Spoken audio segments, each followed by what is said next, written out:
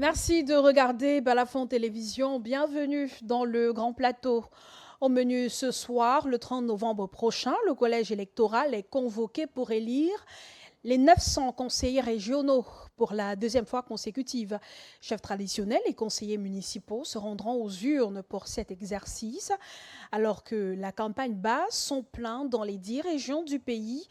Le bilan des conseils régionaux sortants suscite des interrogations.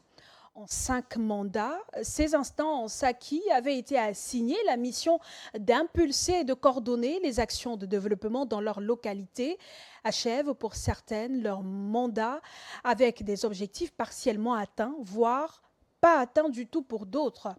Écoles, routes, hôpitaux, plusieurs secteurs relevant de leurs compétences présentent encore des insuffisances, malgré les moyens colossaux mis à leur disposition pour leur développement. Quel bilan dresser de cette première mandature? Quels sont les enjeux de la nouvelle qui s'ouvrira après le scrutin du 30 novembre? L'analyse de nos invités est à suivre en seconde partie d'émission. Pour l'heure, place au journal.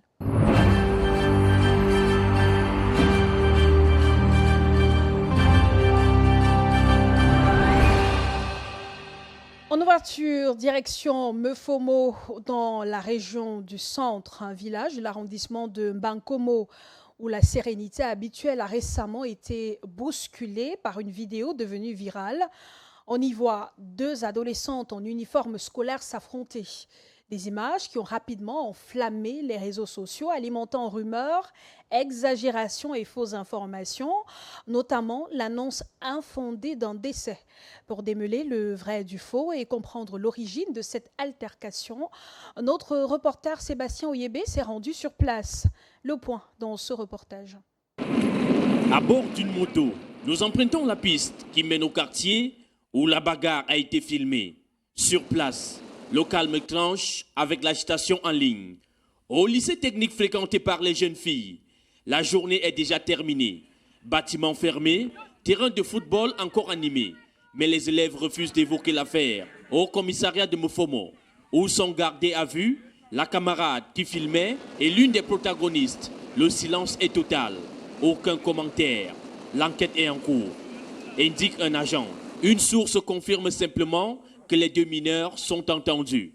En route vers Edip Kombo, leur village d'origine, un habitant rectifie une rumeur persistante. Contrairement à ce qui circule sur Facebook, la fille n'est pas morte, elle est vivante. Il livre ensuite sa compréhension de l'incident.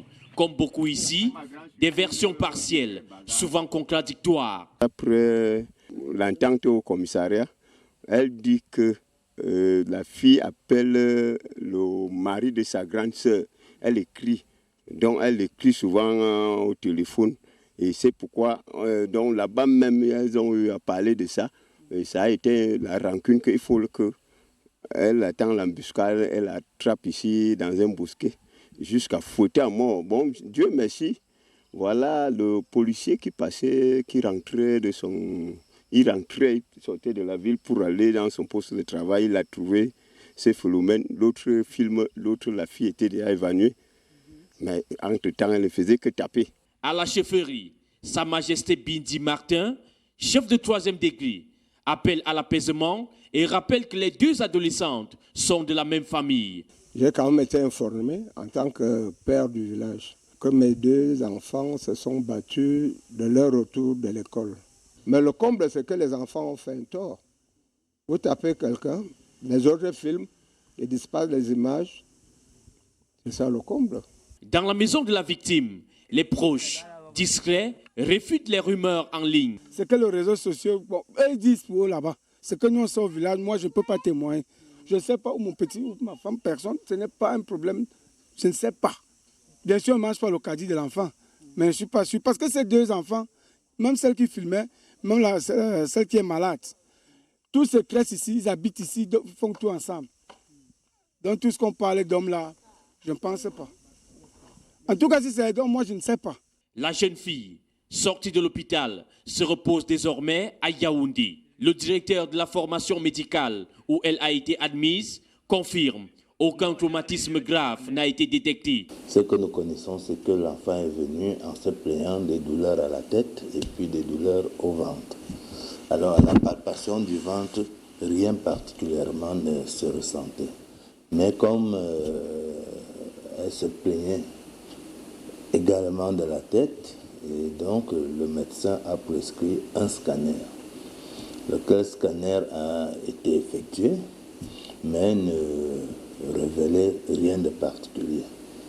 Et le médecin a quand même décidé de la garder pour une observation.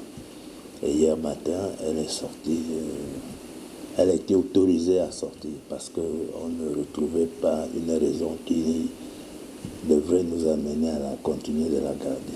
À Mfomo, l'enquête se poursuit. Loin du tumulte numérique, notre passage révèle un fossé entre les faits et les récits qui circulent en ligne. Deux adolescents d'une même famille se sont affrontés et toute une communauté tente aujourd'hui d'apaiser les tensions. Une question demeure, comment protéger les mineurs dans un monde où chaque geste est filmé, partagé et déformé? Également dans l'actualité, les tensions s'exacerbent à nouveau autour de l'affaire très médiatisée de l'assassinat de Martinez Zogo.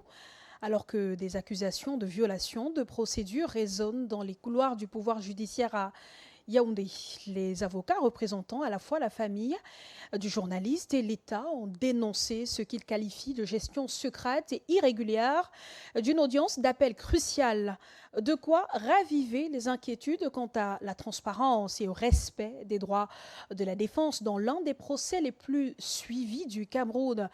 Leur indignation fait suite à une séance préparée en secret devant la cour d'appel du centre censée examiner une demande de mise en liberté sous caution de Jean-Pierre Amougou Belinga. Fondre des Marquez nous en dit plus.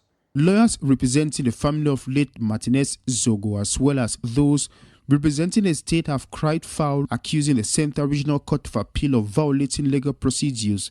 This reaction follows the hearing of an appeal aimed at granting bail to the main suspect in the Martinez Zogo case, Jean-Pierre Amougou Belinga. According to Barrister Claude Asira, Thursday's hearing was prepared in the utmost secrecy, which explains why they were not informed. La Cour d'appel a pris sur elle d'organiser une audience totalement clandestine et en utilisant des procédés qui sont, je vais dire, pour dire les choses tout simplement, qui sont étonnants. J'ai pas envie de dire honteux. Claude Asira expresses dissatisfaction that proceedings have already been opened at the military court and further explains why Thursday's hearing was, in his words, a non-event. Les parties mises en cause ont, de façon inattendue, alors que nous étions encore, les débats viennent à peine de s'ouvrir devant le tribunal militaire, et que ces débats ne sont qu'à leur balbutiement au début. Environ 3 témoins seulement sont entendus. Les accusés, certains accusés, entreprennent de faire une demande de mise en liberté, au moins l'un d'eux, ensuite suivi par d'autres qui profitent de la porte entrouverte. Le tribunal, dans une décision qui est tout à fait compréhensible parce qu'elle est légale, décide, après avoir reçu leur demande, de la déclarer non recevable. Nous sommes le 23 octobre 2025. Au lieu de prendre en compte la demande du tribunal, la décision du tribunal qui est tout à fait justifiée parce que nous sommes dans une matière où il n'est pas possible d'admettre la demande de mise en liberté, ils décident de façon téméraire de se maintenir dans leur posture et entreprennent de faire appel. Jusque-là, on va se dire qu'ils profitent des possibilités qui sont offertes par la loi. However, Belinga's request for bail was rejected and the case has been rescheduled for December 18, 2025. Dans l'administration territoriale, le ministre Paul Atanganji répond au faux des Bamenjou et à l'évêque de Bafoussam. Suite à sa visite dans la capitale de l'Ouest et après avoir dressé le bilan sécuritaire dans la région au lendemain des tensions post-électorales dont certains départements gardent encore les stigmates, Le MINAT, dans un style qui lui est propre, demande à Monseigneur Paul Lontiqueneux de s'occuper de l'Église et au roi Jean Ramos Okudjo de faire pareil dans sa chefferie plutôt que de verser dans ce qu'il qualifie d'imposture. La rencontre de ce vendredi réunissait les chefs traditionnels, les autorités religieuses et les leaders communautaires. On fait le point avec Franck Duroc-Tassonquin. Le monde est hiérarchisé. Et la hiérarchie des normes doit être respectée par tout le monde. Le ton est resté le même, le style aussi qu'on lui connaît. Paul Atangandji, en réunion d'évaluation de la situation sécuritaire dans la région de l'Ouest, dénonce ce qu'il qualifie d'imposture de certaines autorités. Vous ne pouvez pas être un homme de Dieu, mais dans vos agissements quotidiens, vous posez des actes qui n'ont rien à voir avec la parole de Dieu. Alors, certains hommes de Dieu doivent cesser de vous tromper dans la région de l'Ouest. Certains chefs traditionnels doivent cesser de vous tromper. Un chef traditionnel qui est là pour consolider son pouvoir vous demande de ne pas respecter les institutions républicaines. Il reçoit les gens à gauche, à droite, ils deviennent un homme qu'on vient consulter pour quelle raison, je ne sais pas. Dans cette région, je vous donne quelques exemples. Et quand un évêque vous dit, allez vous faire inscrire, allez vous faire enregistrer et voter. Et le jour du vote, il faut rester pour protéger votre vote. Ou soi-disant le défendre. Je ne sais pas contre qui. Est-ce que tout ça c'est sérieux? Dans cette région de l'Ouest, le bilan fait état de 179 personnes interpellées, parmi lesquelles les jeunes de 12 à 17 ans, et d'un décès enregistré pendant les tensions post-électorales, d'après le ministre de l'administration territoriale. Et illustrant ses propos avec certains versets bibliques, le MINAT hausse le ton et invite à tourner la page de la présidentielle. Chapitre 1 à 5 est même plus explicite. L'élection présidentielle est terminée. La victoire éclatante de son Excellence Paul Biya est une preuve tangible que le peuple camerounais, souverain et maître de son destin, a refusé de remplacer une grande porte solide en fer par une petite fenêtre en contreplaqué. À la veille de la publication officielle des résultats de l'élection présidentielle par le Conseil constitutionnel, certains conducteurs de moto avaient initié une marche pour la paix dans la ville de Bafoussam. Le membre du gouvernement a loué leur initiative. Le conducteur de moto-taxi, le principal souci, c'est avoir le carburant pour travailler. Voilà pourquoi nous sommes arrivés à la station. J'ai demandé qu'on leur donne, je crois, 50, 60 ou 70. Ceux qui ont ouvertement rejeté les mots d'ordre de ville morte, ils sont venus à la station. On leur a donné symboliquement le carburant de 2 000 et une petite prime de 5 000. C'est un petit geste. Au cours de cette visite d'apaisement et d'évaluation, le patron de la territoriale a insisté sur certaines valeurs, notamment la justice et la paix, gage de la stabilité du pays. Et après l'évaluation de l'élection présidentielle, les élections législatives se préparent et d'ailleurs les préparatifs s'intensifient.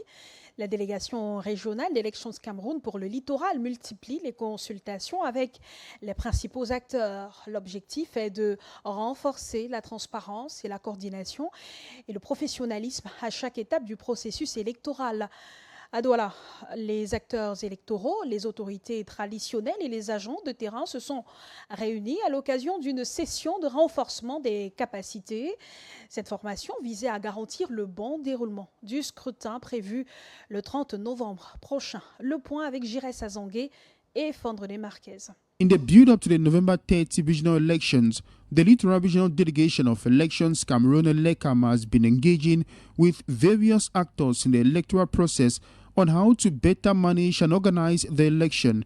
Donc il s'agit de regarder de près quelles sont les attentes des uns et des autres et notamment qu'est-ce qui se fait concrètement dans le cadre de la commission régionale de supervision. Vous savez que cette commission est la plus importante parce que c'est elle qui recense tous les résultats venus des bureaux de vote et c'est elle qui est en charge de la proclamation des résultats des élections régionales du 30 novembre prochain. The training workshop for election agents in the Littoral region aims to bring participants up to speed, especially in terms of information dissemination, says Paul Mbonjo, traditional ruler and participant. Nous soyons au même niveau d'information par rapport aux dispositions légales organisant les élections régionales, surtout pour le collège des chefs. et que, bien évidemment, nous puissions être nous-mêmes présents pour assurer que le retour d'information des urnes soit correct. It is the same viewpoint held by Chair Eric, another participant and facilitator, who stresses the need to synchronize the management of elections in order to avoid discrepancies. Emphasis will be placed on how we fill the election return reports, such that we follow the norms, we outline the norms so that when filling, not any kind of information is entered into the reports. And then we'll also drill them on how they fill the counting sheets. When they are counting the votes at the end of the election, there's a particular manner in which they record the votes on the counting sheets. Facilitators say they will also place emphasis on how written reports should be filled out while respecting the rules. Dans la suite du journal, cette interrogation, le cacao rouge du Cameroun peut-il devenir une véritable référence mondiale grâce à la reconnaissance comme indication géographique protégée? Alors que la 3e session du Comité national de promotion et de coordination des indications géographiques s'est tenue à Bankomo pour valider le cahier de charges et le plan de contrôle du produit. Le gouvernement et les acteurs de la filière misent sur un savoir-faire traditionnel unique, la traçabilité et la qualité liées au terroir. Mais ces mesures suffiront-elles à structurer la filière, labelliser les coopératives et conquérir les marchés internationaux les plus exigeants? Question à Sébastien Oyébé. La 3e session du Comité national de production et de coordination des indications géographiques s'est tenue cette semaine en Bankomo pour examiner et valider le cahier de charges et le plan de contrôle du cacao rouge du Cameroun en vue de sa reconnaissance comme indication géographique protégée auprès de l'OAPI. Les plus-values seront nombreuses. Déjà le prix, vous connaissez le prix que le poivre de Penja et le miel d'Oko ont pris à l'international. Avec le cacao rouge, le prix qui est aujourd'hui sera encore davantage amélioré parce que c'est un label que nous ajoutons, le label indication géographique Cameroun, sur ce cacao qui sera vendu à l'international. Il ne sera plus considéré comme un simple cacao comme les autres pays, mais cacao du Cameroun. Le docteur Pascal Atangana, secrétaire technique adjoint du CONAPIC, a expliqué que l'indicateur géographique protégé sera accompagné d'un système de contrôle strict. Le contrôle permet de qualifier et de catégoriser ce cacao-là. C'est-à-dire que ce n'est pas tout le cacao qui va être indication géographique. Si vous négligez certaines pratiques, alors vous êtes déclassé. Seul le meilleur, comme on appelle cacao de niche, cacao rouge du Cameroun, qui va être classé comme tel, cacao indication géographique protégée, cacao rouge du Cameroun. Les producteurs déjà familiers avec des pratiques pourront ainsi valoriser leur cacao à l'international. Les retours positifs de l'exposition universelle d'Osaka confirment l'intérêt des marchés asiatiques pour ce produit de niche. Et l'adoption du cahier des charges et du plan de contrôle aujourd'hui permettra notamment de labelliser notamment les coopératives qui produiront ce cacao, la cacao rouge, et ça aura un avantage compétitif au niveau international. La session vise donc à finaliser les documents IGP pour renforcer la structuration de la filière et améliorer les revenus des producteurs, tout en garantissant la qualité et la transparence. Bamenda, la rénovation urbaine de la ville se poursuit en dépit des difficultés telles que les pluies persistantes, les problèmes de sécurité et les défis logistiques. La délégation régionale des travaux publics du Nord-Ouest indique que la transformation des principaux axes routiers prend progressivement forme. Cette évolution marque une avancée significative dans la modernisation tant attendue des infrastructures de la ville. D'importants chantiers sont en cours d'exécution dans toute la ville. Les plus de 60% des travaux sont d'ores et déjà achevés. Les précisions de Fandrone Marquez. According to the regional delegate of public works for the Northwest region for Cyprian, construction works on the Bamenda urban roads have surpassed 60% completion. He explains that If not for the imposed 1-month lockdown and the persistent downpours, the work would have been more advanced. We have the rains that affected most of our air routes, and then we also had the challenges that there was a general lockdown for more than a month, so it affected the time for the execution of these jobs. But that notwithstanding, you can see as contractors have been rushing towards the end of this year to see how they catch up. So if you look at the percentage of execution regionally, that we are almost at 60-something%, you think that is not bad. But we are trying to see how we can catch up for this November and December, given that the rains are almost giving up and to catch up.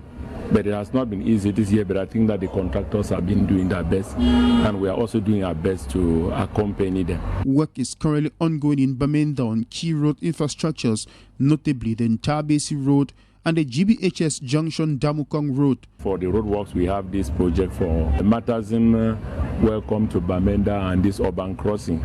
We equally have the ring roads. We have major construction like the PIC head office, the motor market that we have just launched. As for the 6.2-kilometer urban crossing, which has been transformed into a modern 30-meter boulevard, construction is already underway, as confirmed by the regional delegate. As for those who have passed through the town, you would now can bear with me that yesterday the machines were physically on the field, because all this time we've been doing studies. You know, when we do studies, before the work starts, they are also complementary studies. We do the materialization of the axis of the road. They try to do some lot of verifications.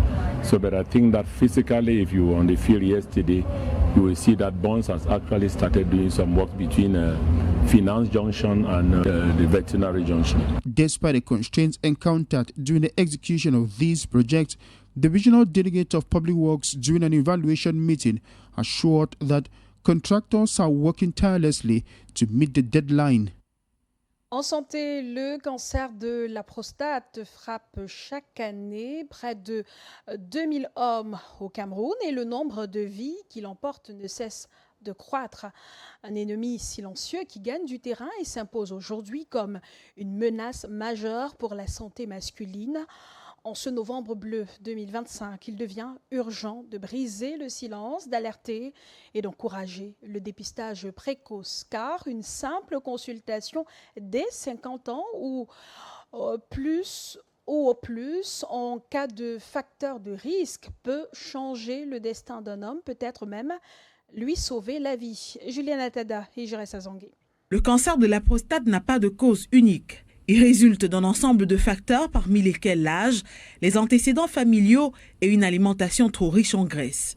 Une maladie silencieuse au départ, mais à mesure qu'elle progresse, elle se manifeste par des troubles urinaires, la présence de sang dans l'urine ou le sperme et dans les formes avancées par de violentes douleurs osseuses liées aux métastases. On peut avoir des manifestations de maladie de la prostate chez des personnes un peu plus jeunes. Et ces manifestations sont essentiellement des manifestations infectieuses, c'est-à-dire que vous pouvez, lors d'un rapport non protégé, contracter une infection qui va se loger dans la prostate, ce qu'on appelle une prostatite, et avoir des difficultés à uriner, avoir du sang dans les urines, à peu près comme une personne âgée. Selon le docteur Armel Essomba, urologue à l'hôpital général de Douala, les chiffres, bien que non officiels, sont alarmants. Le taux de mortalité lié au cancer de la prostate au Cameroun ne cesse d'augmenter, une tendance qui inquiète les professionnels de santé. On a à peu près recensé à peu près 2000 nouveaux cas chaque année de cancer de la prostate. Donc, ça voudrait dire que c'est assez fréquent. Donc, et la mortalité, puisque ces patients qui consultent la plupart du temps sont des patients qui viennent à des stades assez avancés, forcément, quand on se consulte à des stades assez avancés, le traitement qui peut être disponible, c'est un traitement palliatif, c'est un traitement beaucoup plus d'accompagnement. Et ces traitements d'accompagnement, c'est des traitements qui permettent juste d'améliorer un tout petit peu la survie. Mais nous tous savons que lorsqu'on a des cancers très avancés, le taux de mortalité est très élevé. Des habitudes de vie saines et potentiellement une activité sexuelle régulière peuvent être associées à une réduction du risque de cancer de la prostate, notamment grâce à des éjaculations fréquentes. Et il y a des facteurs qui sont modifiables, qui dépendent de nous, c'est-à-dire on a l'alimentation par exemple, on a la fréquence des rapports, parce qu'il y a des études quand même qui ont montré que lorsqu'on a une fréquence de rapports assez importante, on peut être protégé du cancer de la prostate. Le message de Novembre Bleu est clair. Encourager les hommes à consulter et à briser le tabou. Le message que nous portons aux populations, c'est de se faire dépister le plus tôt possible, c'est-à-dire à partir de 50 ans, de passer une fois voir un urologue pour faire un bilan qui est un bilan de routine qu'on appelle PSA. Si la campagne de dépistage gratuit organisée à l'hôpital général de Douala s'est achevée le 19 novembre, de nombreuses structures hospitalières à travers le pays poursuivent actions de sensibilisation et dépistage gratuit pour lutter contre les cancers masculins. Faisons à présent un tour à Garoua, dans la région du Nord, ville souriante, accueillante et verte malgré la chaleur du Sahel. Garoua dévoile un visage séducteur fait d'avenues larges, de carrefours aménagés, de parcs, de monuments. Entre modernité et tradition, elle allie propreté, urbanisme réfléchi et hospitalité comme un clin d'œil promoteur à son avenir de grande métropole. La carte postale est signée Théodanto.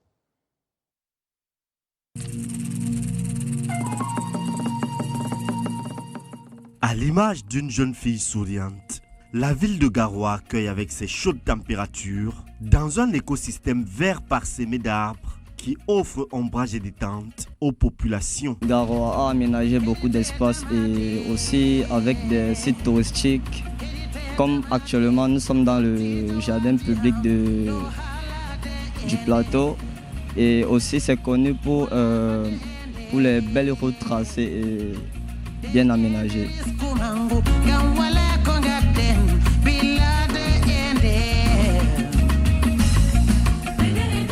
Cité aux larges avenues et dont les carrefours principaux sont parés d'éléments décoratifs, jets d'eau fonctionnels, monuments, la cité de Garoua se fait belle à travers sa multitude de parcs et jardins. Que ce soit au quartier administratif ou un peu plus loin vers la périphérie où se trouvent des quartiers populaires, la ville tend les bras à ses visiteurs à travers de beaux espaces aménagés. Ce qui fait le charme de la ville de Garoua, nous avons des beaux espaces. Nous avons des jardins publics magnifiques. Nous avons des hôtels magnifiques dont tu peux venir faire le tourisme et consorts. Et la ville aussi est propre. C'est ce qui fait notre force. Nous ne blaguons pas avec notre ville. Nous aimerions faire à chaque fois la propriété de la ville.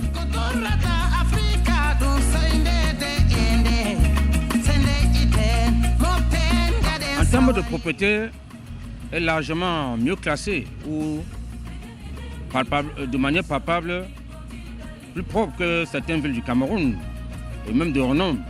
Vous n'avez qu'à voir la clarté des rues, le plan architectural et autres.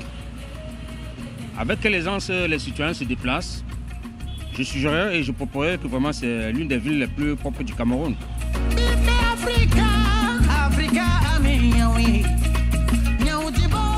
Une visite de la ville en partant des quartiers populaires et anciens tels que Yéloua nous permet de découvrir la place dédiée aux lions indomptables du Cameroun.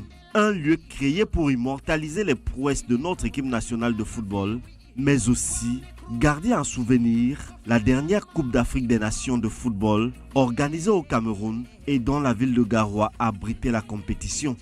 On doit apprécier premièrement la communauté urbaine de Garoua qui fait l'effort pour satisfaire la population et avec le climat qu'on a ici. Donc c'est un peu ça. Il y a les arbres qui procurent de la fraîcheur aux habitants. Parce que non seulement il fait extrêmement chaud ici, mais ces arbres-là nous aident avec un peu de fraîcheur qu'ils nous procurent. Donc ça nous fait nous sentir un peu mieux. Plus loin, on découvre le parc jouxtant le siège de la Banque des États de l'Afrique centrale. Un paradis verdoyant où malheureusement des bêtes en divagation trouvent espace pour brouter. Garoua restera la jolie, propre et belle cité qui nous déroule ses charmes grâce à la discipline de ses automobilistes dont le respect des feux de signalisation est de rigueur. C'est une métropole en devenir, en pleine expansion, où la politique d'occupation des espaces reste une donne bien pensée.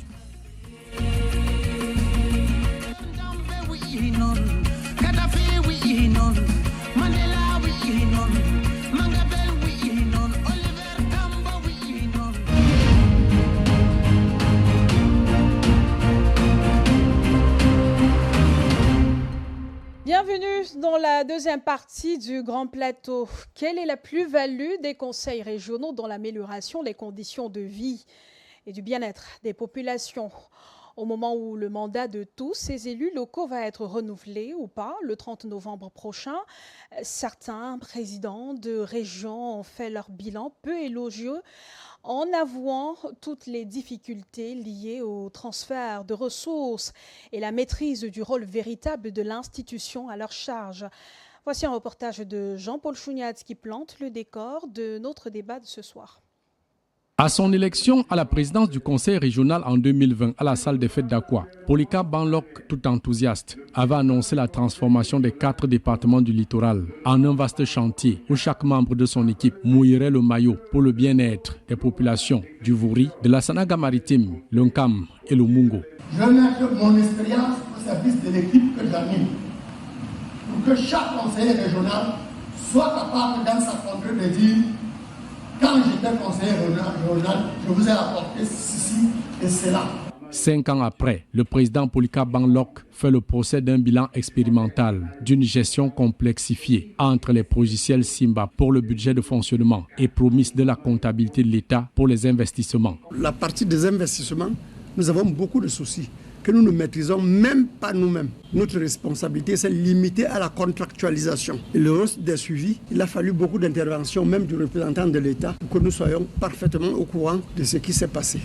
Conséquence, dresser le bilan financier a été un véritable casse-tête en raison de multiples mauvaises interférences dans le jeu des acteurs, gestionnaires de crédit et le budget de 2 milliards de francs CFA annuels du conseil régional, révèle Polycarpe Banlok. On a eu beaucoup de difficultés pour faire la mutualisation de tous ces comptes et les mettre ensemble pour sortir un bilan de conseil régional, parce que les acteurs n'étaient pas les mêmes. D'un côté, c'était le comptable public avec l'ordonnateur, et de l'autre côté, c'était le contrôleur financier qui a joué presque un rôle de juge et de maître d'action. Ceci a créé beaucoup de difficultés. Ainsi, pour avoir fait face à toutes les difficultés dans la conduite de ce premier mandat à la tête du conseil régional du littoral, Polycarpe Banlok le résume en un bilan d'essais d'apprentissage à 10 milliards de francs CFA de budget en 5 années. Et je vous ai toujours signifié ici que ce premier mandat était un mandat d'apprentissage. Personne au Cameroun n'avait vécu la décentralisation avant. Nous sommes en train d'apprendre. Et dans cet apprentissage, on avance, on recule, on recentre, on réorganise. C'est ainsi que l'année 2024 a connu une perturbation particulière. Ces dysfonctionnements et le transfert de ressources et compétences à pas de tortue sont autant de balbutiements de la décentralisation dans toutes les autres collectivités territoriales du pays. Polycarpe Banlok et son équipe ne seraient-ils pas finalement à reconduire au prochain mandat? S'il faut épargner le conseil régional du littoral, de nouveaux hommes et femmes qui prendront eux aussi 5 ans pour apprendre la décentralisation. Avec une gestion hautement centralisée, résistible au transfert de ressources et de compétences, le Cameroun était-il prêt pour la décentralisation, avec des hommes et femmes à même de l'implémenter? Question posée. Et on tentera de répondre à cette question dans cette deuxième partie du Grand Plateau. Merci Jean-Paul Chouniat. Bienvenue à ceux qui nous rejoignent à l'instant. Nous sommes en direct sur Balafon Télévision officielle, la page Facebook, sur Balafon Télévision et sur Radio Balafon. Vous pouvez nous suivre à travers le 922, le 515 du bouquet Canal+, et le 747 du bouquet StarTime. Collins Batek est avec nous ce soir. Il représente le PCRN, le Parti camerounais pour la réconciliation nationale. Bonsoir, merci d'avoir accepté notre invitation. Bienvenue. Madame, bonsoir aux co-discutants, bonsoir à vos milliers de téléspectateurs. C'est un plaisir pour nous d'être des vôtres ce soir et nous espérons apporter du nôtre dans la construction de cette nation à travers nos différentes réflexions et nos analyses sur le sujet qui nous est donné ce soir. Merci. Bonsoir également à César Honoré Ngomo, représentant du RDPC, Rassemblement démocratique du peuple camerounais. Merci d'avoir accepté notre invitation. Bienvenue. Bonsoir Madame Maillot, bonsoir à mes co-discutants, bonsoir aux millions de téléspectateurs de Balafon TV. C'est un plaisir renouvelé d'être mandaté par mon parti sur votre plateau. Bonsoir Mohamed Change, journaliste, directeur de publication du journal Le Mérite. Merci d'avoir accepté de participer aux échanges de ce soir. Bienvenue.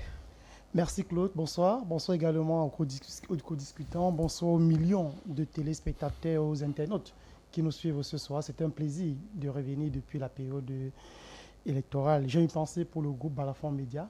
Je n'étais pas revenu depuis la tentative d'acharnement dont vous avez failli être victime. Je voulais adresser ici mes sincères encouragements à ceux qui travaillent au quotidien pour que ce média soit debout, et spécialement à son PDG, Cyril Bojiko. Beaucoup de courage à lui. Merci Mohamed.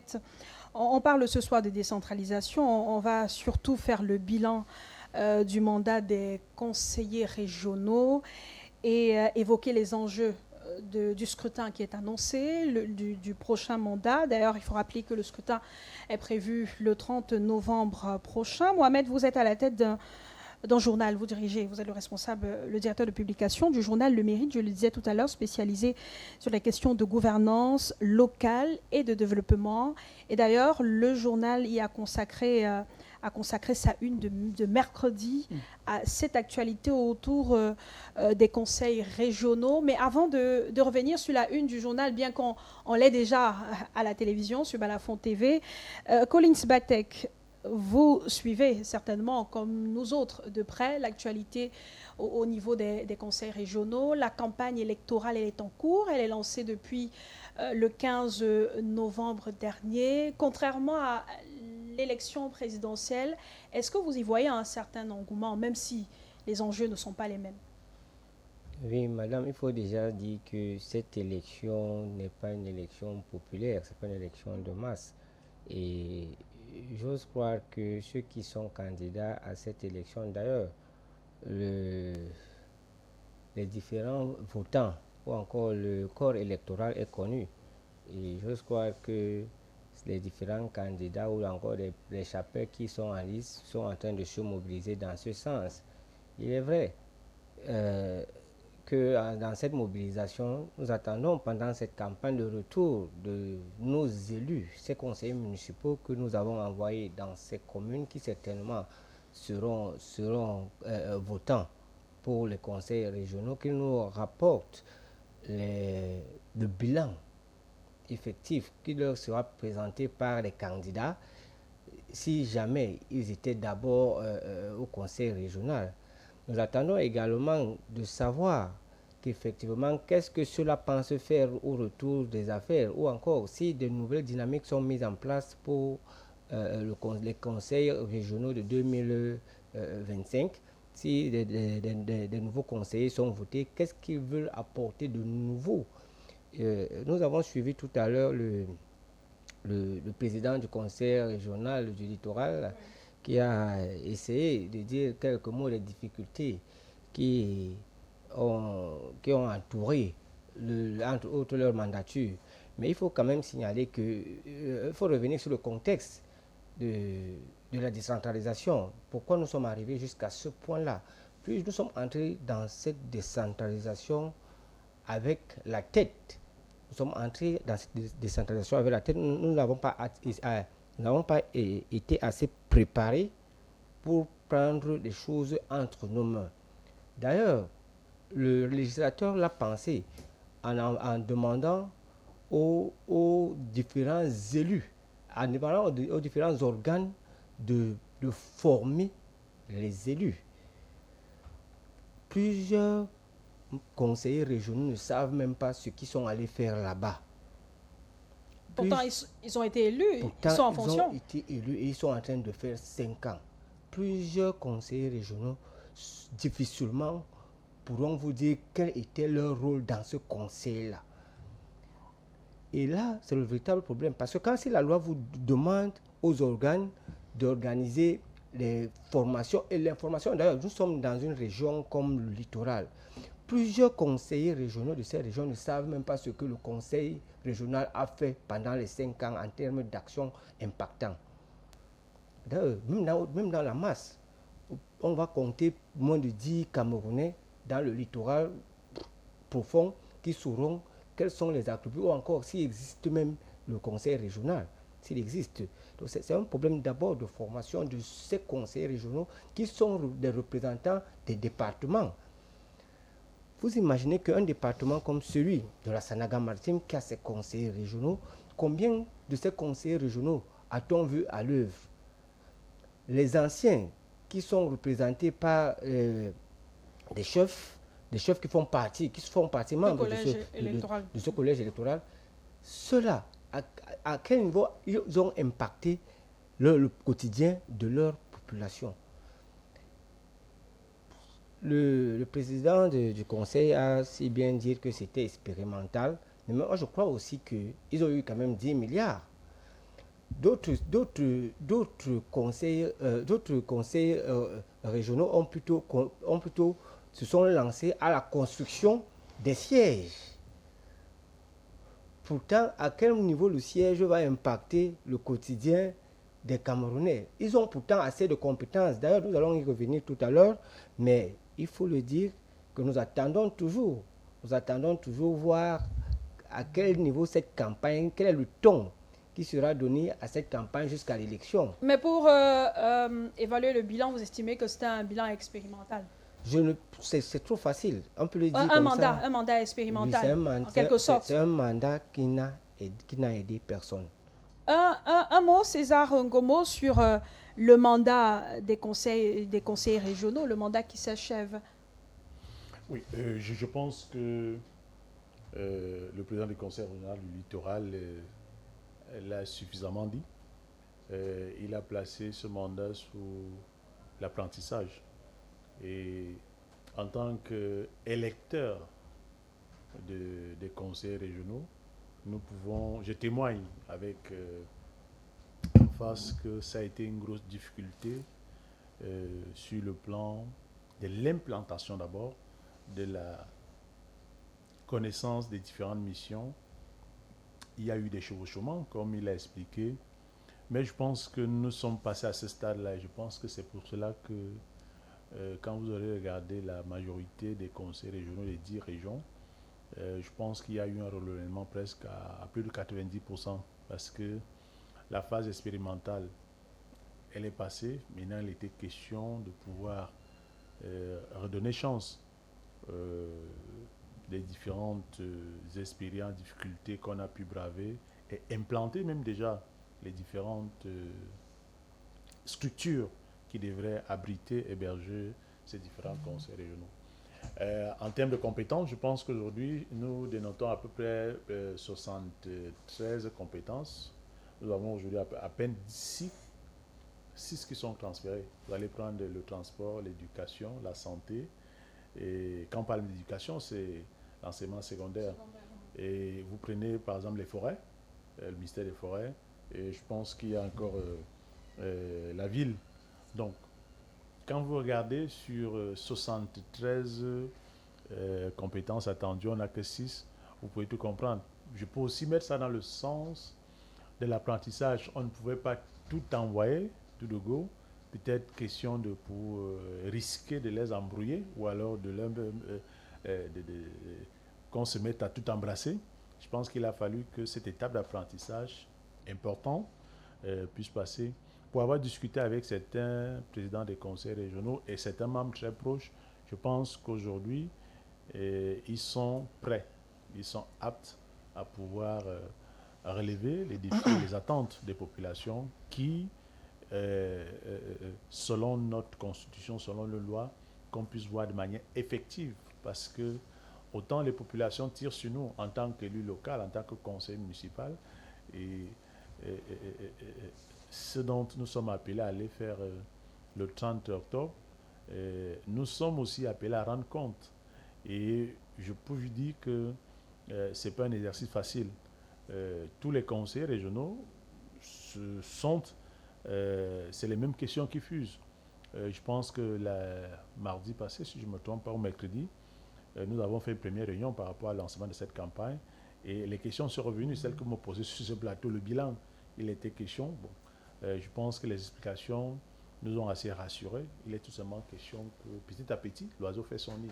Paris ne s'est pas conçu en un jour. Vous avez parlé tout à l'heure d'un mandat d'apprentissage. Pourquoi permettre que des élus viennent apprendre pendant leur mandat? Est-ce que, comme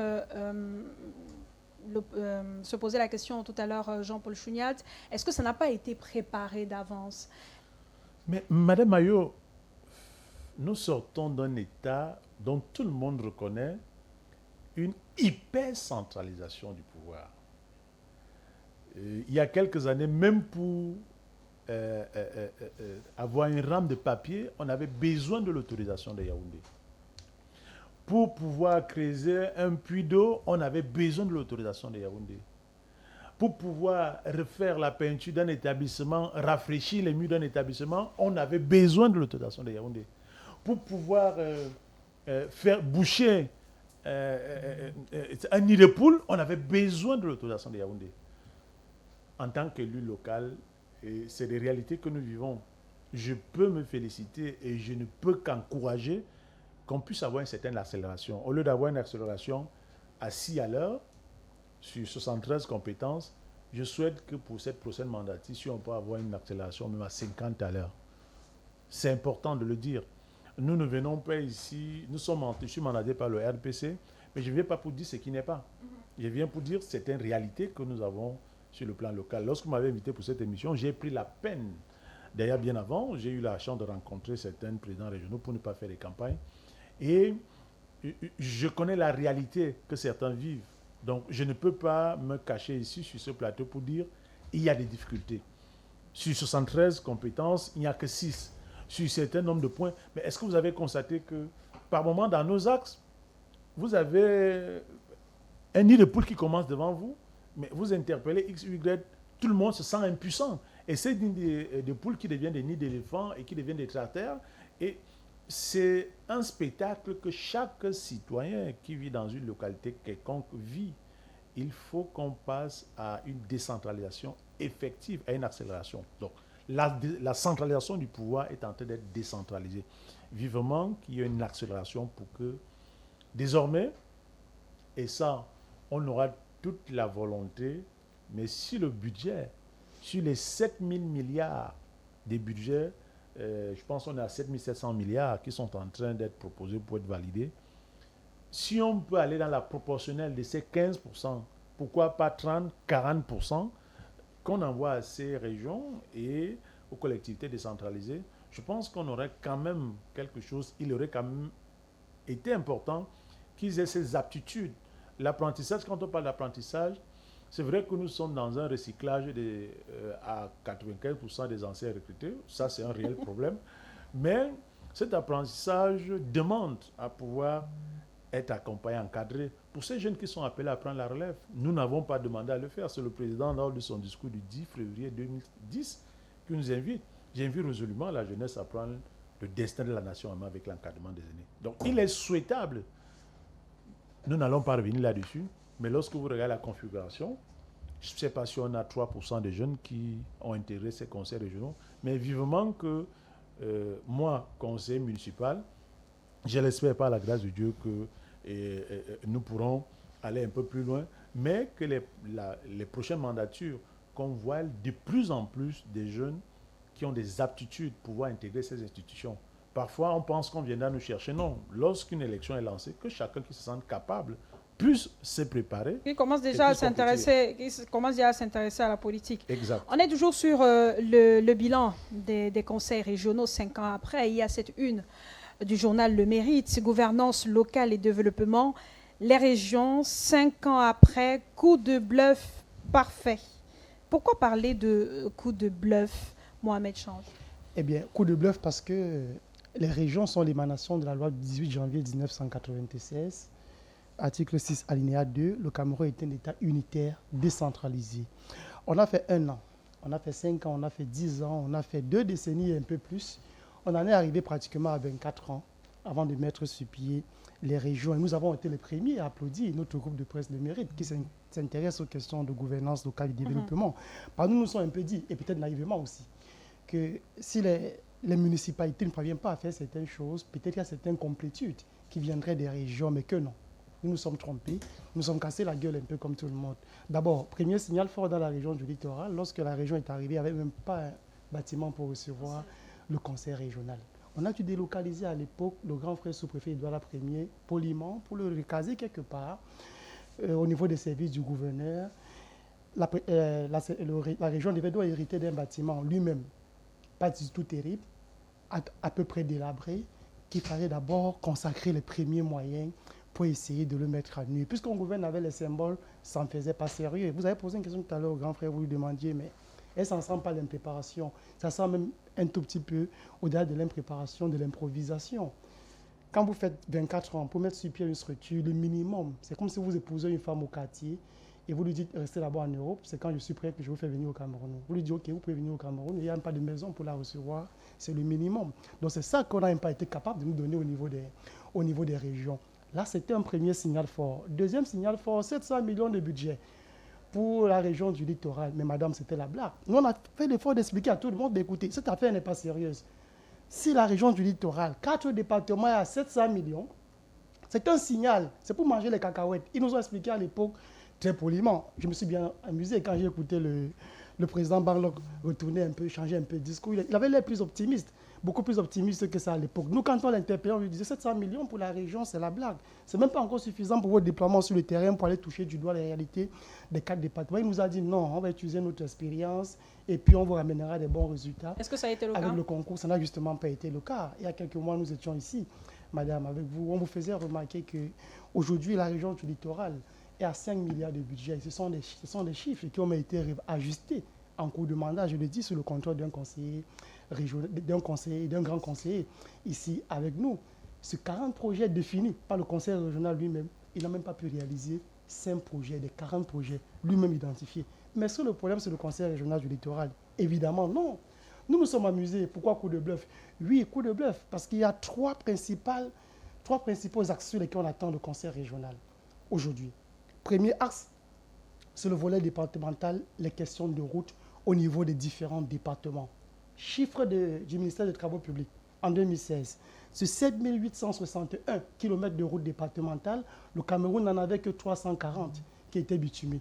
Vous me demandez pourtant, peut-être pourquoi est-ce que je n'ai pas cherché les chiffres de 2016? C'est parce qu'entre 2016 et 2025, aucun chiffre n'a été actualisé. Et moi, je les comprends, ils n'ont pas eu le courage de dire qu'on n'a pas beaucoup avancé au niveau des routes départementales entre 2016 et 2025. On a certainement avancé, mais on n'a pas beaucoup avancé de ce côté-là. Là, c'est une chose. Autre aspect important où on attend le conseil régional, madame, c'est sur les questions de santé. Ce n'est pas à vous que j'apprendrai. Que si on met de côté les visites inopinées du ministre Manaouda Malaché, dont tout le monde peut témoigner, du dynamisme aujourd'hui, de la volonté de changer quelque chose, ça reste que beaucoup reste encore à faire. Ce qu'on ne sait peut-être pas, ou bien ce qu'on ne dit pas aux gens, c'est que parmi les compétences qui sont dévolues au conseil régional, il y a la question de la gestion des hôpitaux des districts. Donc, ils ont la possibilité de décider qu'on construit un nouvel hôpital de district dans tel endroit, ou bien on change le statut de tel hôpital de district à un autre statut, parce qu'aujourd'hui, la population, en fonction du besoin, en fonction de l'impact. Troisième aspect, on attend le conseil régional, parce que ma chance pour le conseil régional, c'est qu'ils doivent s'attaquer aux choses qui sont essentielles. On a cité la route, on a cité la santé, venons-en à l'éducation, madame. Tout le monde a failli manger cru. Le grand frère maire de Ngoumou, je crois, le grand frère Jean-Baptiste Satemengue, lorsqu'il a eu le courage d'une lucidité rare, tel qu'on reconnaît à quelques grands frères du RDPC, comme le grand frère Ngonoké avec nous ce soir, de dire qu'il a parcouru un peu la répartition des budgets au Cameroun et il s'est rendu compte que le ministère des enseignements secondaires en était à pratiquement 500 quelque chose de milliards. Et qui s'est amusé un peu à dire, écoutez, si on sort de là 300 milliards et qu'on redistribue aux 10 régions du Cameroun, ça fait techniquement 30 milliards par région, est-ce qu'on aurait encore droit au collège, au lycée délabré? Est-ce qu'on aurait encore droit à ces établissements où on vous dit on veut implémenter le Clean School, mais on vous fait payer 1500 par tête d'élève? J'ai visité quelques établissements en début de semaine, madame. Nous sommes rendus dans quelques établissements d'enseignement secondaire dans le littoral et même à l'ouest. On a découvert quelque chose de spécial, de spectaculaire là-bas. Est-ce que vous savez qu'on demande aux enfants, aux établissements de payer 1500 francs par tête d'enfant Ceux du... pour le clean school. Ceux du secondaire. Ceux du secondaire. Et vous savez, c'est qu'on leur ramène pour le clean school, dans un établissement peut-être de 1500 ou bien de 2000 élèves, c'est qu'on ramène pour le clean school. On vous ramène 4 bidons de savon lave-main qu'on dépose. Si vous avez versé 2 millions, techniquement, ça veut dire qu'un bidon de 20 litres, ça fait 500 000. Ça, c'est la blague. C'est parce que toutes les décisions sont parachutées du haut. Mais il y a plus intéressant que ça. Le plus intéressant, c'est que madame le ministre, nous avons d'ailleurs été les premiers à saluer cette initiative, c'est de matriculer le processus secondaire. C'est-à-dire ce qui existait jusqu'ici au niveau du supérieur, elle a essayé de ramener ça au niveau du secondaire. Sauf que cela a été à l'échec de la décentralisation aujourd'hui. Pourquoi?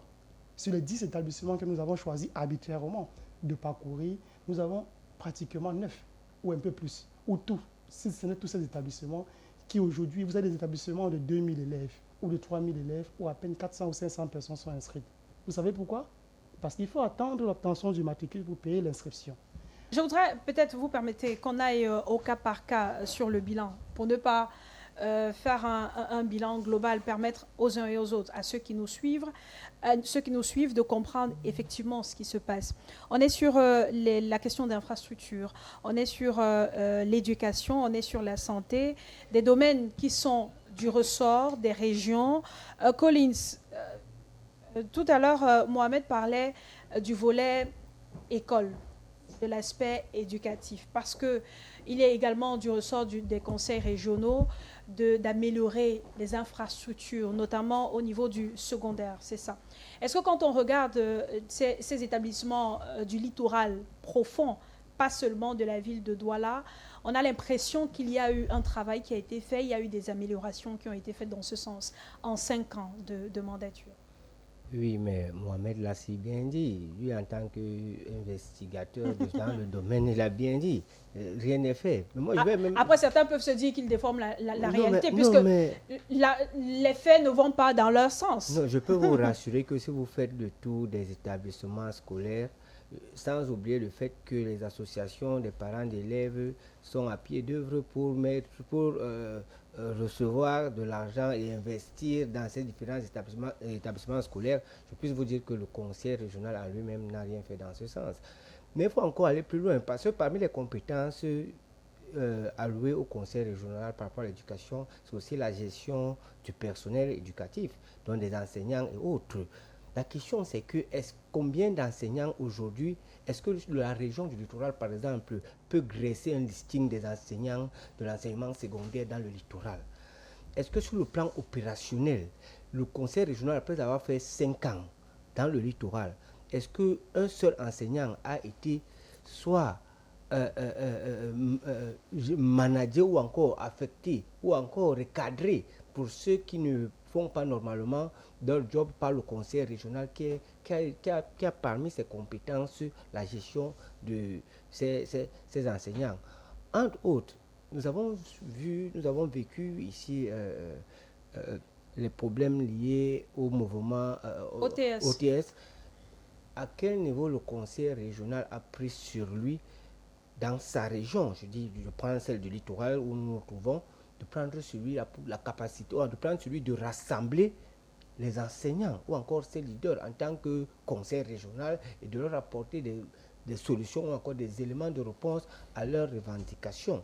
Non, mais je pense que non seulement il y a un problème de formation, on l'a dit tout à l'heure, mais également il y a aussi une volonté. Il y a aussi une volonté manifeste de l'ordre gouvernant. J'ai suivi quelqu'un dire dans d'autres cieux que l'État te donne la chèvre, mais retient la corde. C'est un peu ce qui se passe avec le conseil régional, ou bien avec la décentralisation dans son ensemble. Il est inadmissible que vous avez des infrastructures routières, par exemple, ou dans un département à connotation rurale, comme Yabassi, le Camp par exemple, où presque tout le département a des soucis d'infrastructure rurale, et qu'on te dise que cette route-ci, d'après les textes, c'est une route départementale ou régionale. Mais sauf que le président du conseil régional du littoral ne subit pas la souffrance des populations sur ces routes-là. Le maire rural, lui qui subit la pression sur cette même route-là, décide, je dis n'importe quoi, de prendre un engin quelque part, de venir racler ces routes, et l'autorité administrative se lève pour lui dire que, mais tiens, c'est pas de ton ressort. Évidemment, parce qu'il y a des routes qui sont du ressort de la mairie, de la région, de la mairie d'arrondissement, de la commune d'arrondissement, de la mairie de ville, de la région, du ministère de l'Habitat, du ministère des Travaux publics. Madame Mayo, est-ce que lorsqu'on met en place ces structures, sans toutefois encourager toute forme de cacophonie, l'objectif ici, c'est d'impacter directement la vie du citoyen lambda, c'est d'impacter directement le quotidien. Parce que si, moi, quand j'écoute des chiffres sur le plan global, pour moi, je me questionne. Lorsque le président du conseil régional a cité, je reviens sur ça, de 10 milliards pour 5 ans, et qu'on ne puisse pas retenir une action d'une manière efficace dans son propre département, qui est celui de la Sanaga maritime, une action forte de ce conseil régional, ça se questionne. Si on ne peut pas retenir dans le CAM une question forte, on voudrait voir le conseil régional apporter son appui, parce que ça aussi c'est dans ses prérogatives, aux communes. Si le conseil régional est faible, je peux vous rassurer que même les mairies de seconde zone ou de troisième zone seront faibles. Donc, si on parle de développement et de compétences, il faut donc revoir la verticalité de ces transferts-là. Est-ce que l'État met effectivement les moyens? D'ailleurs, on va parler de ces moyens. L'État parle de 15% alloués d'après les textes de décembre 2024. Mais la réalité, c'est parce que Est-ce qu'ils reçoivent alors les 15%? C'est ce qui est dit. Si on demande seulement, d'ailleurs nous l'avons pensé, on a estimé à travers notre président, le temps de campagne étant passé, que les Camerounais, les mairies, devraient recevoir au moins 2 milliards, pouvant les permettre de gérer plusieurs domaines, entre autres les infrastructures routières, revoir la carte sanitaire qui est fondamentale dans la vie de chaque citoyen. Si vous n'avez pas une carte sanitaire importante, on va voir des hôpitaux de district envoyés dans des zones à faible concentration humaine que d'autres. On va voir des hôpitaux de district avec un plateau technique faible. Pourquoi le conseil régional ne peut donc-il pas s'activer efficacement? Là encore, je vais aller sur les propos du président. Le président du conseil régional du littoral. Et vous allez sortir par là. Et il a identifié le chevauchement. Mais est-ce qu'il y avait d'abord les moyens? Pourquoi le conseil régional ne part-il pas chercher des moyens qu'attendre seulement les moyens de l'État? Parce que c'est des brèches qui leur sont données par le Code général de la décentralisation. Ils ont les capacités, les compétences d'aller chercher des moyens. Et quand on les vote comme président et autres, c'est parce qu'on sait qu'ils ont ces compétences-là, de pouvoir aller booster ailleurs, capaciter leur structure pour pouvoir prendre en charge certaines commodités et non attendre tout le temps de l'ordre gouvernant des moyens qui ne viendront presque pas. Puisque vous évoquez si on peut l'appeler prétexte, ou bien la raison qui vient à chaque fois, le problème de moyens, est-ce que c'est le problème de moyens qui a fait en sorte qu'on ait ce bilan qu'a dressé Mohamed sur la base des investigations faites par la rédaction de son journal? On a des régions qui n'ont pas rempli leur mission, qui n'ont pas atteint leurs objectifs. Conséquence, on a des routes qui sont de leur ressort, qui n'ont pas été améliorées en 5 ans. On a des établissements qui sont toujours dans un état assez inquiétant. Oui, Madame Mayo, je voudrais dans le cadre de qu'est-ce qui a été fait. C'est la thématique principale de notre émission. Je voudrais prendre comme ça au pic, par exemple dans le cas du Vouri, parlant du conseil régional du littoral, nous avons par exemple 12 projets ont été entièrement exécutés et réceptionnés entre 2021 et 2024, tandis que 11 projets ont été budgétisés pour 2025 et sont actuellement en cours. Un exemple de Maintenant, projet quand je prends par réalisé. exemple dans la répartition des thématiques des investissements, nous avons par exemple le projet de réhabilitation réalisé dans le Vouri, réparti selon les axes suivants. 9 projets d'équipement matériaux médical, informatique, groupe électrogène, 10 projets de construction ou réhabilitation des bâtiments, établissements scolaires, hospitaliers ou administratifs, et 2 projets à vocation énergétique et hydraulique, l'extension de Eneo et Kamwata. Nous avons principaux investissements structurants. Si je vous prends cet exemple, je prends de manière concrète les projets. Je prends par exemple là sur un axe, extension du bâtiment arrière de l'immeuble siège du Conseil régional du littoral. Je ne vous donnerai pas le montant. Nous avons par exemple la mise en place d'une enceinte de la région du littoral, limite entre la région du centre. Nous avons les travaux de réhabilitation de la route, deuxième entrée, stade Japoma, Carrefour Konakam, quartier Japoma, ça c'est dans mon arrondissement. Travaux de réhabilitation du tronçon de route Fangoudron Japoma, Carrefour Dieu béni, boucle Carrefour Aladji, longueur de, je pense, c'est moins d'1 kilomètre dans l'arrondissement de Douala 3e. Travaux de réhabilitation d'un pont définitif sur la rivière Bandiok, situé sur la R0302 au PK0 à 800, tronçon de la route inter, la RN3, Carrefour Sombeng, dans l'arrondissement. Ce sont des axes qui ont été aménagés en 5 ans ou bien cette année? En 5 ans. Je vous parle d'un bilan, du bilan de 5 ans. Fourniture du matériel de prise en... des prises de paramètres de l'hôpital régional annexe des DEA. Nous avons la construction d'un centre de soins palliatifs, maladies chroniques et addictologie, prise en charge des drogués, l'hôpital régional de Konsamba.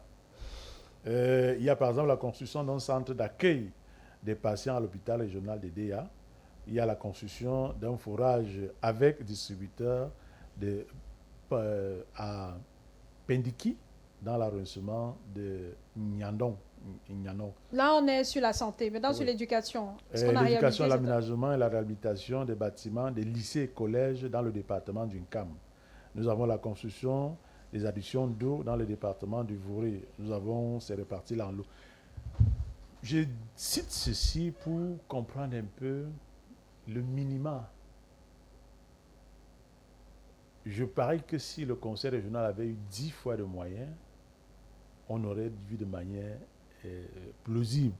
Il est tout simplement question que, ayant maintenant appris, ayant maintenant passé 5 ans d'incubation de l'apprentissage, de la maîtrise, de même de chercher des partenaires, parce que chercher le partenaire, on ne se lève pas matin pour chercher un partenariat. Je pense que ces 5 ans leur ont permis de pouvoir se mettre à l'œuvre, de rencontrer des difficultés, voir comment les surmonter, de se frotter entre eux, même parce que là, peut-être on ne le dit jamais assez, il y a une grosse bataille entre les différentes institutions. Tout à l'heure, quand le président du conseil parle de... parce que lorsqu'on vous nomme à Yaoundé, vous venez comme soit secrétaire général, qui est comme le patron de l'administration, ou le receveur qui ne reçoit pas d'ordre de vous, qui reçoit de l'ordre du MINFI, qui reçoit... C'est-à-dire, il y a ces petits conflits. Peut-être parfois, c'est des égos. Ça n'a rien à voir. Je pense que ces 5 ans ont permis aux uns aux autres de pouvoir voir comment aborder ces problèmes-là. Peut-être les mairies ont peut-être eu une avance dans ce domaine parce qu'ils y sont déjà. Il faut mettre ça dans le cadre également de l'apprentissage. Moi, je crois fermement que la décentralisation avec la première mandature des conseils régionaux ont permis à ce que les uns et les autres puissent bien comprendre, mieux comprendre. Et la synchronisation même, parce qu'il y a pas de revendication des compétences que revendiquent les mairies, que revendiquent les conseils régionaux, que revendiquent les ministères, les administrations centrales à Yaoundé. Donc, il y a eu un vrai problème. Vous avez à avoir des compétences où je pense que le ministère des Travaux publics, je pense que c'est le 2e, le 3e budget en termes de volume de notre pays. Si on continue encore à aller solliciter le ministère des Travaux publics pour des routes qui peuvent être la compétence des conseils régionaux ou alors des mairies d'arrondissement. Il faut vraiment qu'il y ait une synergie et qu'on facilite parce qu'il y a un gros rouleau compresseur. Il y a un autre détail qu'on ne dit pas assez. C'est bien beau d'être maire, d'être président du conseil régional, mais la passation des marchés. Si vous êtes là et que quand il faille passer un marché, on vient vous mettre un groupe de personnes, on vous dit c'est eux qui valident, vous avez besoin de quoi? J'ai besoin de telle chose, ok, on vous dit voilà le budget, mais celui qui valide, celui qui doit exécuter ce marché, vous n'avez aucune maîtrise, vous n'avez aucun pouvoir de pouvoir soit interférer, soit pouvoir proposer même ou suggérer. Donc c'est des conflits que nous on vit au quotidien. Je pense que ces 5 ans ont permis aux uns aux autres de pouvoir comprendre quels sont les enjeux et les qui doivent même pouvoir parfois exécuter ces travaux-là. Parce qu'on a eu une administration, je pense, qui a passé plus de temps à se mettre les bâtons dans les roues. Comme on est tous arrivés là. C'était fait exprès ou bien? Nous sommes dans le milieu politique et c'est des choses que nous vivons tous les jours.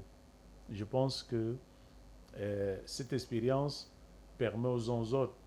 Parce que quand on parle de transfert de compétences, il faudrait que le président du conseil régional, il faudrait que le maire de la ville, il faudrait que le maire d'arrondissement ait l'entière possibilité et compétence de pouvoir prendre un certain nombre de décisions et pouvoir répondre.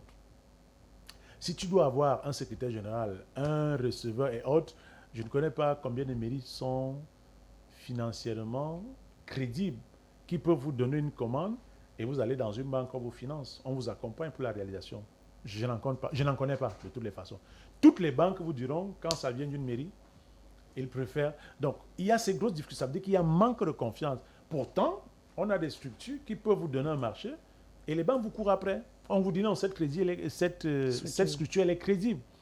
Combien de mairies ont atteint, combien de conseils régionaux ont atteint ce stade? Je pense que tout ceci fait partie de l'apprentissage.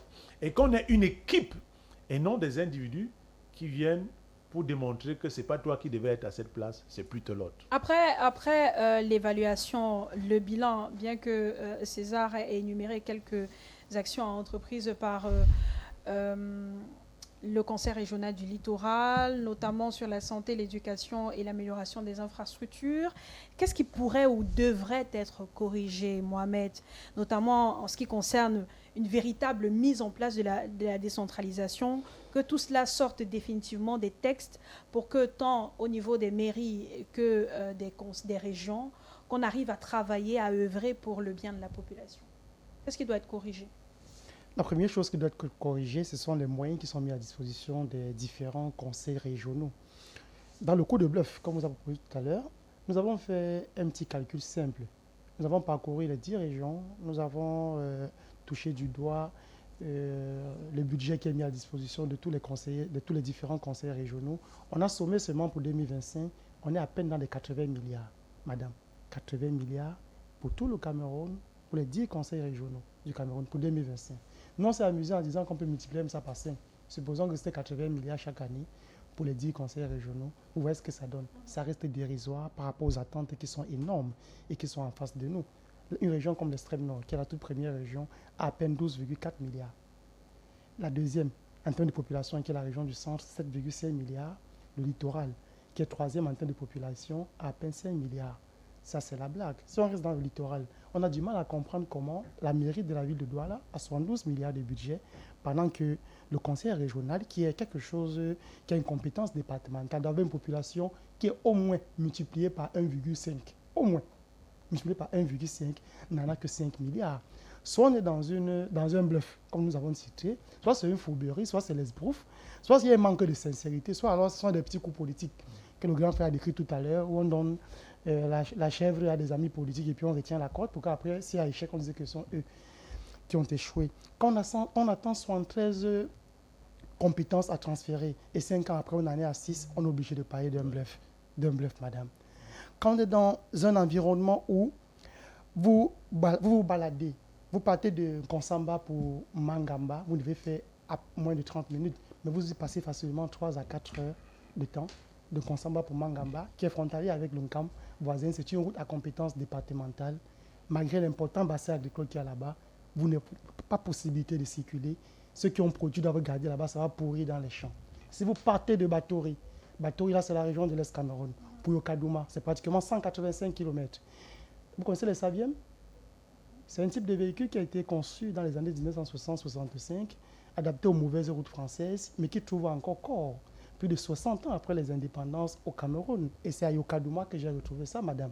Quand vous partez de Batori, qui est 185 km, vous êtes censé avoir à peine 3h30, moins de 4 heures de route, mais vous y passez facilement 8 à 9 heures de route. Quand vous arrivez là-bas, vous êtes émoussé, vous ne savez même plus à quelle heure vous voyez. Si vous partez de Yokadouma lui-même, pour balader un peu au niveau de Salapumbe, Mulundu, 220 km, vous y passez pratiquement une journée avec des voitures conséquentes. Ce n'est pas de n'importe quel véhicule, avec des véhicules conséquents. Conséquence, celui qui travaille à Yokadouma, puisqu'il n'y a pas de banque, par exemple à Yokadouma, y compris pour les fonctionnaires qui doivent toucher leur salaire, doit dépenser pratiquement 20 000 de son propre salaire pour celui qui est à Yokadouma, pour aller toucher à Batori, non pour aller toucher à Bertois, qui est le chef de la région, voir les preuves de l'échec du conseil régional. C'est au partir de Fumban, pour allier la région de la Damawa voisine, qui sont des régions culturellement et historiquement proches.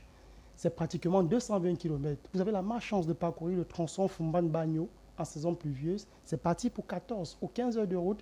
Quand c'est les vraies saisons pluvieuses, vous y passez 2 jours. Certains vous diront même que vous ne pouvez pas savoir quand vous partirez de là. Vous voyez que ceci n'a rien à voir avec les petits bâtiments qu'on a repeints, avec une maison où on est parti déplacer le sous-préfet pour essayer de réhabiliter et y mettre des bureaux, avec des petits forages dont on peut donner la compétence au maire et se charge facilement de ça, avec des petits ponceaux d'où personne... Donc selon vous, on n'a pas touché les vrais problèmes? On ne pouvait pas toucher les vrais problèmes parce que déjà, on n'a pas mis les bonnes personnes à la place où il fallait. Est-ce que c'est un problème de personne ou un problème de texte qu'il faudrait soit appliquer, soit revoir? C'est d'abord un problème de volonté politique. Vous savez, on ne gouverne pas qu'avec les tests, madame. C'est les hommes qui font les tests. Les hommes peuvent défaire les tests. Par contre, les tests, c'est un peu comme l'émanation d'une volonté populaire. Ce sont les idées des hommes. Vous pouvez vous rendre compte, chemin faisant avec un test, que les tests n'ont pas été fidèles aux attentes des populations. Vous vous ajustez de manière positive. Ce qui serait important, c'est l'impact que cela peut apporter. Mais le problème aussi, ce n'est pas les tests. Quand vous évoquiez tout à l'heure les questions de difficultés au niveau des problèmes de compétences et autres, il y a très peu de problèmes comme ça qui existent. Ça existe forcément au Cameroun, entre les communes, les mairies de ville, les régions, le MINDU et les compétences nationales, ça existe. Mais ce n'est pas ça le vrai problème. Le vrai problème se situe à 2 ou 3 niveaux. Premier niveau, on impose les gens qui doivent gérer la décentralisation chez nous. On les impose. Il vous souvient qu'on a passé près de 3 jours à la salle des fêtes d'Aqua, en mars 2020, parce qu'il fallait parachuter quelqu'un qui venait de Yaoundé, dont personne ne connaît la traçabilité, le parcours politique, dont personne ne connaît l'enracinement au niveau de la base militante, y compris du RDPC, donc il ne pouvait bénéficier de l'adoubement de personne. Même pas des maires, encore moins des conseillers régionaux qui nous ont fait des confidences à l'époque, qu'aucun d'eux ne devait voter pour lui. Il a fallu l'intervention d'une grande mastodonte du parti dans la région et au niveau national pour pouvoir solutionner et pallier à cela. Mais c'était juste du saupoudrage, ce n'était pas suffisant. Parce que le moment venu, quand arrive le moment de la collaboration, on se souvient que ce n'est pas toi qui devais être à ta place, il n'y a pas la bonne personne à la bonne place, on se fait coup pour coup. Mais allons plus loin, au niveau des moyens tels que je l'ai évoqué tout à l'heure. Et pour sortir? Si on est à 80 milliards, madame, pour tout le Cameroun, 80 milliards pour 58 départements, c'est pour ça qu'il faut qu'on se comprenne. 88 milliards pour 58 départements, c'est pour faire quoi? Tout à l'heure, le grand frère a cité 12 projets. On va l'aider un peu, on va ajouter 3 projets, ce sera 15 pour faciliter les calculs. Moi, je n'étais pas fort en calcul. Si on prend 15 projets et on divise par 5, ça fait techniquement 3 projets. Ah, donc on a attendu 24 ans au Cameroun pour mettre sur pied un conseil régional qui à peine nous livre 3 projets par an. Si ce n'est pas la blague, c'est l'esbrouf. Pour les 5 ans, justement. Et si on est encore dans l'esbrouf, ça veut dire qu'on n'est pas là pour servir l'intérêt des populations. Il faut revoir la nature de choisir les hommes. Il faut revoir le processus du choix des hommes. Il faut surtout mettre les moyens et laisser ce conseil régional qui peut avoir des personnes très compétentes. Il y a beaucoup de gens compétents au sein du conseil régional que je connais, mais beaucoup nous ont également dit, dans cette parution, nous l'avons dit, on a comme l'impression qu'on est en face d'une structure, soit qui est en panne d'inspiration, soit qui est simplement perdu qui ne sait pas pourquoi elle est là. C'est on dit plus pire que ça, mais on peut pas vous épargner de ça. Comment corriger donc, comment rattraper tout cela, Collins? D'accord, on va on va élire de nouvelles personnes le 30 novembre, mais est-ce que ça va changer la situation actuelle, le fait de changer les hommes? Est-ce que ça va faire en sorte que ces hommes-là n'apprennent pas comme leurs prédécesseurs, mais implémentent véritablement? Il faut déjà dire que les Camerounais doivent apprendre à travailler ensemble. Une franche collaboration est importante dans nos institutions. Si la collaboration n'est pas franche et qu'on continue dans les coups bas et autres, que nous avons toujours ce type de problème. Il faut aussi dire que l'observation, ce que nous attendons d'un conseil régional comme celui-ci, c'est qu'il puisse mener des actions qui impactent directement le quotidien des Camerounais. Nous attendons que ceux qui seront élus dès décembre prochain puissent être ceux-là qui pourront travailler pour que le peuple ressente qu'il y ait un conseil régional. Mohamed l'a dit, après 24 ans, plus 5 autres années, l'impact du conseil régional n'est pas là. La ville continue à être sale. Si on peut résoudre le problème des ordures, je crois qu'on va commencer à voir l'impact régional. Au lieu d'aller se bagarrer avec les mairies et autres pour beaucoup d'autres choses. Tiens, le siège dont on parlait là, vous connaissez le siège de notre région? Non, il s'agit là de la présidence régionale. Est-ce que ça impacte la région du littoral? Quand vous voyez ce siège-là, il y a même des présidents de conseils régionaux qui ne sont pas connus par la population. Voilà, sont un peu sérieux dans cette dynamique-là. Pas très visible. Dans cette dynamique-là, un conseil régional, on doit savoir qu'il y a une instance comme celle-là qui existe. Il faut que le conseiller, voilà, le co-discutant, grand conseiller qui est votant, il faut que lorsqu'il ira à sa base-là, qu'il dise aux gars là-bas que tenez, moi je veux voter parce que ceux-ci doivent faire telle chose. Ils vont impacter directement à ce niveau-ci. Parce que nous, au niveau de la mairie de la ville, on a pu faire ceci, on va faire cela, et ceux-là aussi viendront pour que les populations sachent qu'il y a des gens comme eux là-bas. Mais si, toutefois, on ne ressent pas les actions palpables, et si on ne touche pas du côté social, faisons un peu attention à quelque chose qui n'est pas seulement au niveau des CTD, même au niveau macro, au niveau national. On a passé du temps à mettre de l'argent dans des grandes infrastructures, beaucoup d'argent dans certains investissements qui n'ont servi à rien. Cet argent a été détourné et volé par ces gens, par ceux-là. Nous attendons des actions concrètes, visibles, palpables, impactant directement la population. Et il n'y a que les CTD pour le faire. Et à la tête des CTD, c'est le conseil régional. Il faut que le conseil régional puisse, d'ailleurs, dans ses compétences, combien de petites et moyennes entreprises a-t-il accompagné? C'est dans ses compétences. Combien? César va réagir très rapidement dessus. S'il y a des PME qui ont été accompagnés par le conseil régional du littoral. C'est trop lui demander pour le moment, hein, le conseil régional. Il faut combien? Même, il y a une autre phase. En dehors de cette phase d'être dynamique sur le plan des apports financiers, il y a au moins un accompagnement intellectuel, un accompagnement de formation, un accompagnement d'implémentation pour vous faire savoir, pour vous faire connaître. Il faut que les Camerounais sachent que vous existez. Si vous ne pouvez pas les impacter, au moins mettez-les dans l'espoir. Travaillez avec eux, qu'ils sachent que vous êtes là. Mais si vous n'êtes pas visible, l'action, on comprend seulement les chiffres. Il y a 80 milliards, 20 milliards, on comprend ces chiffres, mais on ne vous connaît même pas physiquement. Les actions, on ne voit pas. C'est compliqué. Est-ce que l'enjeu, donc, ce n'est pas aussi, peut-être, et surtout, changer les hommes, mettre du sang neuf, mais bien plus du sang jeune dans les conseils régionaux? On a vu que ceux qui ont un certain âge ne sont pas très actifs sur le terrain. La problématique générale n'est même pas un problème d'âge. On peut avoir 100 ans et être opérationnel. On peut avoir 92 ans comme notre président et nous croyons à sa vision. On est opérationnel en ne restant que dans les bureaux. Permettez. Mais au regard de ce que nous voyons, nous constatons, je pense qu'il y a un problème